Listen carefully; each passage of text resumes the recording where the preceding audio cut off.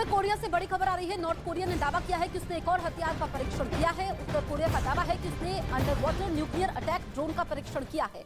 उसका कहना है कि अमेरिका और साउथ कोरिया की मिलिट्री ड्रिल के जवाब में यह परीक्षण किया गया।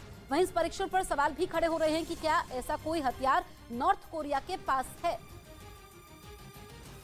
अब आपको बताते हैं कि आखिर उत्तर कोरिया अपने इस नए हथियार के बारे में क्या क्या दावे करता है। पानी के अंदर परमाणु ड्रोन परीक्षण करने वाला पहला देश।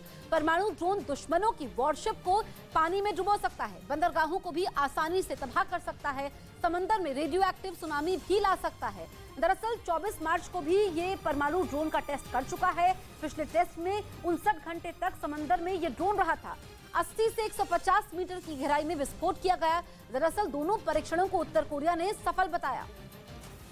उधर जंग में रूस की मदद कर रहे चीन को नेटो ने अंजाम भुगतने की चेतावनी दे दी। चीन जंग की शुरुआत से ही रूस के साथ खड़ा है और यूरोप के देशों की लगाई तमाम पाबंदियों के बावजूद रूस को मदद पहुंचाने में जुटा हुआ। पश्चिमी मीडिया ने कुछ दिन पहले यह दावा किया था कि चीन हथियारों की बड़ी खेप पुतिन को मदद के तौर पर भेज सकता है, जिसके बाद नाटो ने चीन के इस रवैये पर कड़ा एतराज जताया था। लेकिन चीन रूस की मदद करने से बाज नहीं आया, जिसके बाद नेटो ने चीन को बड़ी कीमत चुकाने की चेतावनी दे दी। Any provision of lethal aid to Russia from China will be a big mistake. NATO ने यह साफ कर दिया कि अगर चीन ने आतंक फैलाने में रूस का साथ दिया तो वो भी नेटो के सदस्य देशों के रडार पर होगा। यानी अगर आर पार की जंग की नौबत आई तो नेटो रूस के साथ ही चीन को भी नक्शे से मिटाने में नहीं हिचकिचाएगा।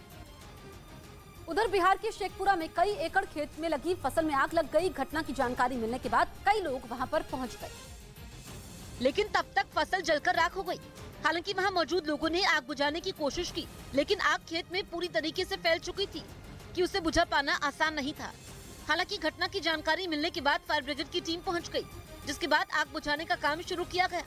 कई घंटों की मशक्कत के बाद आग को बुझा लिया गया। बताया गया जिस खेत में आग लगी वो गांव के करीब ही था। हालांकि गनीमत ये रही कि खेत के किनारे बसे घर आग की चपेट में नहीं आए, वरना बड़ा हादसा हो सकता था। उधर चीन से तनाव के बीच जापान की सेना का एक हेलीकॉप्टर अचानक लापता हो गया। बाद में पूर्वी चीन सागर में जापान के सर्च ऑपरेशन के दौरान उस हेलीकॉप्टर का मलबा तो मिल गया, लेकिन उस पर सवार सेना के कमांडर समेत 10 लोगों का कोई पता नहीं चल सका, जिनकी तलाश के लिए जापान की सेना ने पूर्वी चीन सागर में अभियान शुरू कर दिया। सेना के जंगी जहाज और दूसरे हेलीकॉप्टरों की मदद से लापता हुए सैनिकों को ढूंढा जा रहा है। जापान के मुताबिक उसके ब्लैक हॉक हेलीकॉप्टर ने मियाको द्वीप के ऊपर से उड़ान भरी थी, जिसके बाद अचानक रेडार से उसका संपर्क टूट गया।